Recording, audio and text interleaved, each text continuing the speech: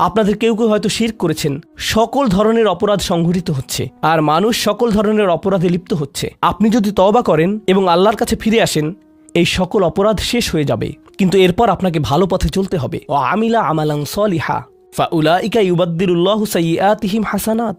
অন্য কথায়, যখন আপনি আল্লাহর কাছে ফিরে আসবেন, এটা প্রকৃত অর্থেই প্রত্যাবর্তন হতে হবে, এটা কৃত্রিম হতে পারবে না। ওয়াকানাল্লাহু গফুরুর রহিমা। আর আল্লাহ সর্বদাই ক্ষমাশীল, অতিমাত্রায় ক্ষমাশীল, সর্বদা প্রেমময়, যত্নশীল এবং করুণাময়। কেউ বলতে পারে যে আমি শিরক করিনি, আমি হত্যা করিনি, আমি জিনাও করিনি, আমি শুধু ছোট বিষয়গুলো করেছি। যেমন আমি ফজরের নামাজ পড়িনি, একদিন ফ্রিজ থেকে আমার ভাইয়ের চকলেট মিল্ক চুরি করে খেয়েছি, বেশ কয়েকবার বাবার সাথে চড়া মেজাজে কথা বলেছি, আরেকদিন একটা পার্টিতে কিছুটা গীবত করে ফেলেছি, কিন্তু আমি হত্যা করিনি। এই তওবা তো আসলেই খারাপ অপরাধীদের জন্য। তাহলে আমার কি হবে? সাধারণ পাপীদের কি হবে? বাকি আমরা যারা রয়েছি, কারণ তারা হলো উঁচু স্তরের পাপী, তাই না? তো পরবর্তী আয়াত বলছে, তোমরা বাকি যারা রয়েছ, ওয়ামান তাবা, যেই তাওবা করেছে, যে কোনো ধরনের তাওবা, আমিলা সলিহান, সৎ কাজ করেছে, ফাইন্নাহু ইয়াতুবু ইলাল্লাহি মাতাবা, তো যখন সে আল্লাহর কাছে ফিরে আসে আন্তরিকভাবে অনুতপ্ত হয়ে, আল্লাহ ফাইন্নাহু ইয়াতুবু ইলাল্লাহি মাতাবা ওয়াল্লাযীনা লা ইয়াশহাদুনা যুর, এমন মানুষ যারা অন্যায়ের সাক্ষ্য হয় না। এর অর্থ হলো তারা সহ্য করে না যখন কোনো অন্যায় সংঘটিত হয়। এই মানুষগুলো আল্লাহর কাছে মর্যাদা সম্পন্ন, কারণ তাদের পরিসরে কেউ যখন মানসিকভাবে নির্যাতনের শিকার হয়, কেউ যখন অর্থনৈতিকভাবে নির্যাতনের শিকার হয়, তাদের পরিবারে ধরুন 2 ভাই মিলে কোনো ব্যবসা করে আর তাদের একজন সকল অর্থ আত্মসাৎ করে অন্যজনকে বঞ্চিত করে, যার ফলে আদালতে গিয়ে এখন একে অপরের বিরুদ্ধে অবতীর্ণ। সেখানে আপনার হয়তো কোনো এক পক্ষের সাথে সম্পর্ক রয়েছে, আপনি নিশ্চুপ দাঁড়িয়ে থেকে অন্যায় হতে দিবেন না। আপনি এটা হতে দিবেন না। যদি এটা আপনার নিজের বাবার বিরুদ্ধেও যায়, যদি এটা আপনার স্বামী স্ত্রী বা সন্তানদের বিরুদ্ধেও যায়, আপনি অলসভাবে দাঁড়িয়ে থেকে অন্যায়কে সহ্য করবেন না, আপনি প্রতিবাদ করবেন। কমপক্ষে এর নীরব অংশীদার হবেন না, আপনি সে স্থান ত্যাগ করবেন। এর সাথে আমার কোনো সম্পর্ক নেই, আমি এর অংশ হতে চাই না। লা ইয়াশহাদুনা যুর, এর আরেকটা অর্থ হলো তারা মিথ্যা সাক্ষ্য প্রদান করে না। কখনো আপনার উপর চাপ থাকে এমন মানুষের পক্ষ অবলম্বন করার জন্য যারা অন্যায়কারী। আপনি জানেন যে তারা অন্যায়কারী, কিন্তু তারা বলে পরিবার আগে ভাই, অথবা বন্ধুত্ব সবার আগে।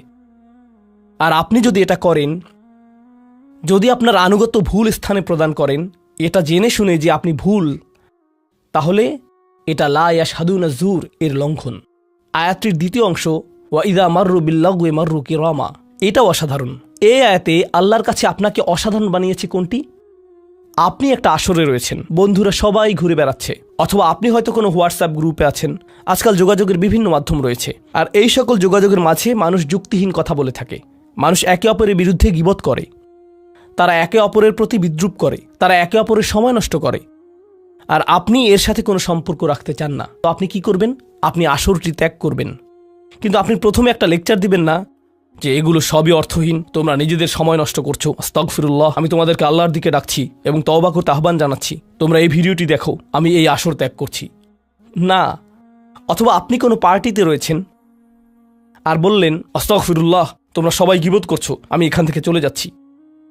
ওয়া ইযা মাররু বিল্লাগwi মাররু কিরামা, যখন তারা এই ধরনের আসরের পাশ দিয়ে যায়, যখন তারা এই ধরনের পরিস্থিতির সম্মুখীন হয়, তারা সেখান থেকে বেরিয়ে আসে সম্মানজনক উপায়ে, মাররু কিরামা। অন্য কথায়, তারা তাদের নিজস্ব মর্যাদা রক্ষা করে, তারা এমন অবস্থায় পড়ে না যা অন্যদেরকে এবং তাদের নিজেদেরকে অপমানিত করে। আর এই প্রক্রিয়ায় তারা অন্য কাউকে খারাপ বোধও করায় না, তারা সম্মানজনক অজুহাত তৈরি করে এবং নিজেদেরকে সেই পরিস্থিতি থেকে বের করে আনে। ওয়া ইযা মাররু বিল্লাগwi মাররু কিরামা। আর সবশেষে, ওয়াল্লাযীনা ইযা যুক্কিরু বিআয়াতি রাব্বিহিম লাম ইয়াখিরু আলাইহা, আসলে এখনো শেষ হয়নি, আপনাদের ভালোবোধ করার জন্য বললাম। ওয়াল্লাযীনা ইযা যুক্কিরু বিআয়াতি রাব্বিহিম লাম ইয়াখিরু আলাইহা সুম্মান ওয়া উমিয়ানান, এটা জুমায় অংশগ্রহণকারীদের জন্য। যখন তাদেরকে স্মরণ করিয়ে দেয়া হয়, তারা অন্ধ এবং বধিরের মতো পড়ে থাকে না। অন্য কথায়, তারা সেগুলো উপেক্ষা করে না, তারা সেগুলোকে হালকাভাবে গ্রহণ করে না। তারা কিছু শোনার পর বলে না যে হ্যাঁ, এটা আমার সম্পর্কেই বলেছে, এটা ঠিকই আমার বিবেককে আঘাত করেছে, কিন্তু আমি ভুলে যাব যে এটা আমি শুনেছি, আমি ভান করব যে এটা আমার সম্পর্কে না এবং এটা নিয়ে চিন্তা করব না। তারা ইচ্ছাকৃত বধির না, আর তারা ইচ্ছাকৃতভাবে অন্ধও না।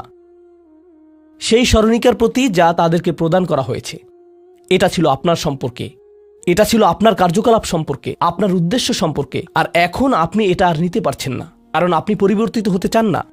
বাল ইউরিদুল ইনসানুল ইয়াফজুরা আমামাহ, মানবজাতি শুধু তার সামনে যা রয়েছে তাতে নিমজ্জিত হয়ে যেতে চায়।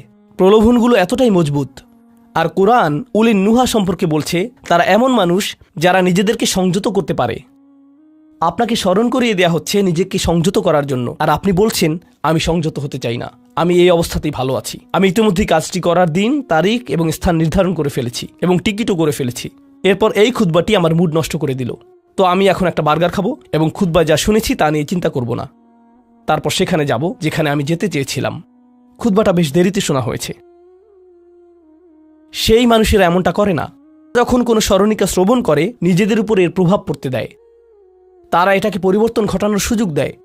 এটাই তাদেরকে আল্লাহর কাছে বিশেষ মানুষে পরিণত করে।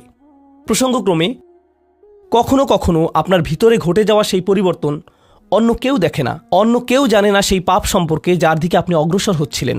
সেটা শুধুই আপনি এবং আল্লাহর মাঝে সীমাবদ্ধ। আর আল্লাহ আপনাকে তার ইবাদ হিসেবে গণ্য করেন, কারণ আপনি সেই পরিবর্তন ঘটিয়েছেন। তো এখানে বর্ণিত শেষ গুণ, এই মানুষেরা শুধুমাত্র নিজেদের নিয়ে উদ্বিগ্ন না, বরং তারা তাদের পরিবার নিয়ে উদ্বিগ্ন। ওয়াল্লাযীনা ইয়াকুলুনা রব্বানা হাবলানা মিন আজওয়াজিনা ওয়া যুররিয়াতিনা কুররাতা আয়ুনিন, হে প্রভু, আমাদের স্ত্রী এবং আমাদের সন্তানদের দ্বারা আমাদেরকে চক্ষুর শীতলতা দান করুন। যার অর্থ দুইটি জিনিস। আমি জটিলতা পরিহার করে আপনাদেরকে সরলভাবে কুররাতা আয়ুনিন এর অর্থ বুঝিয়ে বলছি। প্রথম অর্থ হলো, ইয়া আল্লাহ, অন্য সকল কিছু আমাকে পীড়িত করে, অন্য সকল কিছু আমাকে অসুবিধায় ফেলে, কিন্তু যখন আমি আমার স্ত্রীর কাছে আসি এবং আমার সন্তানদের কাছে আসি, ইয়া আল্লাহ, এই স্থানটিকে আমার জন্য প্রশান্তিদায়ক করে দিন। আমার সকল অসুবিধা দূর হয়ে যায় যখন আমি আমার স্ত্রীর দিকে তাকাই। আমার সকল অসুবিধা দূর হয়ে যায় যখন আমি আমার সন্তানদের সাথে থাকি। ইয়া আল্লাহ, আমার স্ত্রী এবং আমার সন্তানদের মাঝে এটা প্রদান করুন, অথবা আমার স্বামী এবং আমার সন্তানদের মাঝে এটা প্রদান করুন। কুররা শব্দটির দ্বিতীয় অর্থটি এসেছে করার থেকে। করার অর্থ যখন আপনার চোখ কোথাও আটকে যায়। ইয়া আল্লাহ, আমার স্ত্রীর প্রতি আমার ভালোবাসা এতটাই সৃষ্টি করে দিন যাতে আমি তার উপর থেকে চোখ ফিরাতে না পারি। ইয়া আল্লাহ, আমার সন্তানদের নিয়ে আমাকে এতটাই আনন্দিত করে দিন এবং এতটাই ভালোবাসাপূর্ণ করে দিন যাতে আমি তাদেরকে অন্যদের সাথে তুলনা না করি। আমার যা রয়েছে তা নিয়ে আমি সুখী। তারা খারাপ বোধ করুক, এটা আমি চাই না। আমি তাদের অর্জনের স্বীকৃতি প্রদান করি। আমাকে সেই সামর্থ্য দান করুন যাতে স্ত্রী এবং সন্তানদের মাঝে কুররাতু আয়ুন খুঁজে পাই। আমাকে একটি মজবুত পরিবার দান করুন এবং আমাকে আমার পরিবারের প্রতি সন্তুষ্ট করে দিন। আপনাদের অনেকের জন্য একমাত্র দুশ্চিন্তার বিষয় হলো স্ত্রী এবং সন্তান। এই দোয়া অনুযায়ী দুশ্চিন্তার একমাত্র উপশমকারী হওয়া উচিত স্ত্রী এবং সন্তান। আর আপনি নিজে চেষ্টা না করে শুধু আল্লাহর কাছে কিছু চাইতে পারেন না, কারণ আল্লাহ বিশেষ কোনো বৃষ্টি আপনার পরিবারের উপর বর্ষণ করবেন না, যার ফলে আকস্মিকভাবে আপনি আপনার স্ত্রীকে ভালোবাসতে শুরু করবেন। এর জন্য চেষ্টা করতে হবে। আপনার সন্তানদের সাথে সম্পর্ক উন্নয়নের জন্য আপনাকে চেষ্টা করতে হবে। এটা রাতারাতি ঘটবে না। এটা এমন জিনিস যাতে আপনাকে এবং আমাকে বিনিয়োগ করতে হবে। তো আল্লাহ আমাদেরকে সামর্থ্য দান করুন যাতে আমরা শুধুমাত্র মুখে এই দোয়া করে ক্ষান্ত না হই, বরং দোয়াটি যাতে বাস্তবায়িতও করতে পারি, কারণ আল্লাহ প্রচেষ্টার বিষয়ে জিজ্ঞেস করবেন। এমনকি সেই বিখ্যাত দোয়াটির শেষেও এটা এসেছে, রব্বানা আতিনা ফিদ দুনিয়া হাসানা ওয়া ফিল আখিরাতি হাসানা ওয়া কিনা আযাবান নার। বিখ্যাত একটি দোয়া, তাই না? আমাদেরকে এই জীবনের সর্বোচ্চটা দান করুন, পরের জীবনেরও সর্বোচ্চটা দান করুন, আমাদেরকে জাহান্নামের শাস্তি থেকে রক্ষা করুন। এরপরে আল্লাহ কি বলছেন? উলাইকা লাহুম নাসিবুম মিম্মা কাসাবু, তারা ততটুকু অংশই পাবে যা তারা অর্জন করেছে। আপনি শুধু দোয়া করবেন আর তা কাজ করবে তেমনটা না। আপনাকে অর্জন করতে হবে, আপনার চেষ্টাকে কাজে লাগাতে হবে। তো আপনি যখন আপনার পরিবার নিয়ে উদ্বিগ্ন থাকবেন, তখনই আপনি পরিবারে প্রশান্তি প্রদানের জন্য আল্লাহর কাছে চাইবেন। আর প্রসঙ্গক্রমে এটা দিয়ে কি বোঝায়? যে সকল স্বামীরা যারা লন্ডন শহরে রাত 2টা-3টা পর্যন্ত সীসা বারে সময় কাটান, কিন্তু বাড়িতে তাদের স্ত্রীদের কাছে যান না, কারণ তারা তাদের স্ত্রীদের মাঝে কোনো প্রশান্তি খুঁজে পান না। আর তাদের স্ত্রীরা তারাও তাদের স্বামীদের মাঝে কোনো প্রশান্তি খুঁজে পান না। যখন তারা বলবেন, না ভাই, আমাকে বাড়ি যেতে হবে, তখন তারা আল্লাহর কাছে বিশেষ মর্যাদা সম্পন্ন হয়ে উঠবেন। যখন তারা সন্তানদের সাথে সময় ব্যয় করবেন, সন্তানদের থেকে তাদের চোখ সরে যায় না। আর যেহেতু আপনার চোখ তাদের থেকে সরছে না, এর অর্থ আপনি আসলে তাদের সাথে রয়েছেন। এর অর্থ আপনি আসলে সন্তানদের সাথে সময় ব্যয় করছেন এবং সেটা উপভোগ করছেন। এই বিষয়টি আপনাকে আল্লাহর কাছে বিশেষ মর্যাদা সম্পন্ন করে তুলেছে। তাদের জন্যই উলাইকা ইউজজাউনাল গুরফাতা বিমা সাবারু। আর আমাদেরকে মুত্তাকিনদের নেতা হিসেবে কবুল করুন, সৎকর্মশীলদের নেতা হিসেবে কবুল করুন। আমাদের সন্তানদেরকে ভালো সৎকর্মশীল জীবন দান করুন, যার ফলে যখন আমি আপনার সম্মুখে দাঁড়াবো, ইয়া আল্লাহ, আমার পরিবারের সদস্যদের কাজের কারণে আমার সৎকর্মের পরিমাণ শুধু বৃদ্ধিই পাবে। এখন এই সব কিছুর পরে এই তালিকাটি যা আমরা আলোচনা করলাম তাদের প্রত্যেকেরই প্রয়োজন অধ্যাবসায়, মজবুতি, দৃঢ়তা এবং প্রতিজ্ঞা। আর সবর শব্দটি দিয়ে এটাই বোঝায়। এই মানুষগুলো পুরস্কৃত হবেন তারা যে দৃঢ় প্রতিজ্ঞা দেখিয়েছেন তার জন্য। তারা এর জন্য প্রতিজ্ঞাবদ্ধ ছিলেন। ওয়ায়ুলাক্কাউনা ফিহা তাহিয়াতান ওয়া সালামা, তাদেরকে সেখানে অভ্যর্থনা করা হবে অভিবাদন ও সালাম সহকারে। আল্লাহ তাদের জন্য অভিবাদন প্রেরণ করবেন। আল্লাহ শুধুমাত্র তাদেরকে ভালোবাসবেন না, বরং তিনি তাদেরকে এখন সম্মানিতও করছেন। এরা হলেন আল্লাহ কর্তৃক বিশেষ পুরস্কার প্রাপ্ত। খালিদিনা ফিহা হাসুনাত মুস্তাকাররা ওয়া মুকামা, তারা অবিশ্বাস্য সেই সম্মানের মাঝে এবং সেই সুউচ্চ প্রাসাদের মাঝে চিরকাল থাকবেন। কি চমৎকার স্থান! স্বল্পকালীন এবং চিরকালীন অবস্থানের জন্য। তো আল্লাহ এটাকে জাহান্নামের সাথে তুলনা করেছেন, তাই না? জাহান্নামীরা বলবে, আমি এখানে স্বল্পকালের জন্যও থাকতে চাই না, চিরকালের জন্যও থাকতে চাই না। আল্লাহ বলেছেন, জান্নাতের স্বাদ যদি তুমি সামান্য পরিমাণেও পাও, তুমি এটা আকাঙ্ক্ষা করবে, তুমি এটা চিরকালের জন্য চাইবে। আল্লাহ আমাদের সকলকে চিরকালের জন্য জান্নাতে প্রবেশ করান। গভীর তাৎপর্যপূর্ণ এই সূরাটির শেষ আয়াত, এটা এই অনুচ্ছেদটিরও শেষ আয়াত। এই তালিকা যা আপনাকে বিশেষ মর্যাদা সম্পন্ন করবে তার সাথে এর কোনো সম্পর্ক নেই। আয়াতটি কুরাইশ এবং গোটা মানবজাতিকে উদ্দেশ্য করে বলা হয়েছে। আর রাসূলকে বলা হলো যে কিভাবে সৃষ্টিকর্তার নৈকট্য অর্জন করা যাবে। এই তালিকা যেহেতু এখন প্রদান করা হলো, তাহলে আর সমস্যা কোথায়?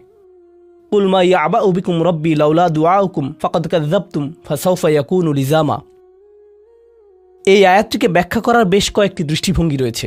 আমি সরলভাবে এর কয়েকটি আপনাদের সাথে শেয়ার করতে চাই। সময় স্বল্পতার কারণে আমি ভাষাতাত্ত্বিক আলোচনায় যাব না।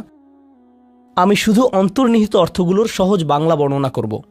আল্লাহ একদিকে বলছেন, আল্লাহর সম্মুখে তোমাদের কি গুরুত্ব আছে, আল্লাহর সামনে তোমাদের কি মূল্য আছে, তোমরা কি মনে করো, তোমরা যখন আল্লাহর সামনে উপস্থিত হবে কি মূল্য তোমাদের থাকবে। মানবজাতি হিসেবে তোমাদের একটা মর্যাদা দেয়া হয়েছে যা অন্য কাউকে দেয়া হয়নি। দুআউকুম, তোমরা নিজেদের ইচ্ছায় আল্লাহকে ডাকতে পারো। আল্লাহকে ডাকতে হলে তোমাদের নিজস্ব ইচ্ছাশক্তিকে প্রয়োগ করতে হয়। পাহাড়, গাছ, পাখি, তাদের কোনো নিজস্ব ইচ্ছা নেই, তারা আল্লাহকে ডাকতে বাধ্য।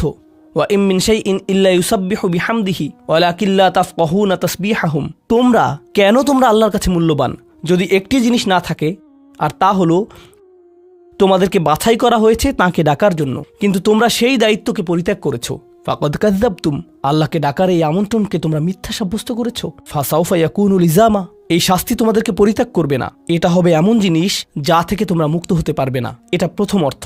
আয়াতটির আরেকটি অর্থ হলো, আল্লাহ কাফেরদের এবং যারা সকল ধরনের পাপ কাজ করে তাদেরকে বলছেন, আমার কাছে তোমাদের কোনো মূল্য নেই। আর তোমাদের এখনও টিকে থাকার একমাত্র কারণ হলো তোমাদের মধ্যে কিছু মানুষ রয়েছে যারা এখনও আমাকে ডাকে। পৃথিবীর বুকে এখনও কিছু ইমানদার রয়েছে যারা এখনও আল্লাহর উদ্দেশ্যে ক্ষমা প্রার্থনা করে, আর তারাই একমাত্র কারণ যে জন্য তোমরা এখনও বেঁচে আছো। আয়াতের তৃতীয় অর্থটি কাফেরদের উদ্দেশ্যে এবং এমন মুসলিমদের উদ্দেশ্যে যারা আল্লাহ থেকে অনেক দূরে রয়েছে, তাদের জন্য এটা প্রযোজ্য। আল্লাহ বলেছেন, তোমাদের কি মূল্য রয়েছে আমার কাছে?